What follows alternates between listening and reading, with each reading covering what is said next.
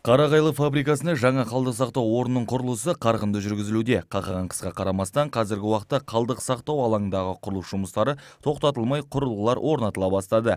Олардың ішінде фабрикадан бөлініп шыққан қалдықты сақтау орнына айдайтын сорғыш агрегат, айналымдық сумен қамтамасыз ететін су бетіндегі насос станциясы мен каскадтық желіктер ететін насос станциясы бар. Мамандардың сөзіне қарағанда, қалдық сақтау орнындағы барлық құрылғылардың жұмысы және оларды басқару толықтай автоматтандырылады.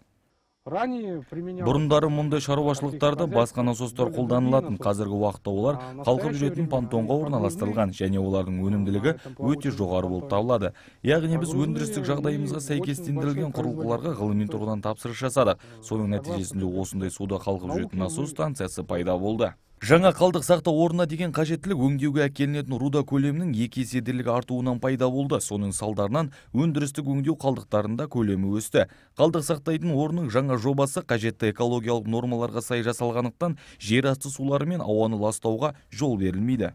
Жаңа қалдық сақтау орны құрылысының өз ерекшеліктері бар. Біріншіден, өндіріс көлемінің 1,5 миллион тоннаға дейін артуына байланысты осы құрылыс жүргізілуде. Екіншіден және ең бастысы экологиялық талапқа сай қалдық сумен жуылатындықтан шаң тозаңның көтерілуіне жол берілмейді. Ал үшінші ерекшелігі дренаждық жүйе.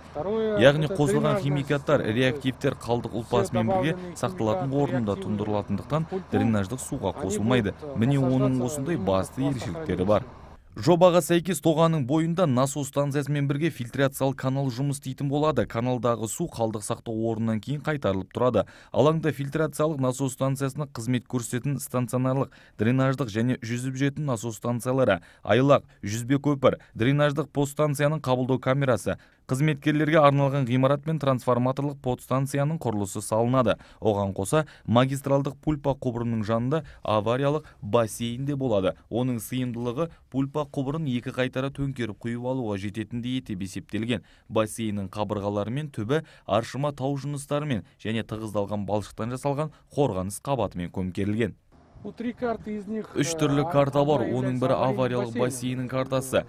Апатты жағдай туындағанда ғана оған қалдық ағызылады. Ал негізгі 2 карта ол бірінші және екінші секцияның карталары. Пульпаның бірінші картасы бойынша онда су қалады, ал қалғаны екінші секцияға жіберіледі де екінші секциядан насос станциясына көтеріледі. Жобаның тағы бір жаңалығы тоғанның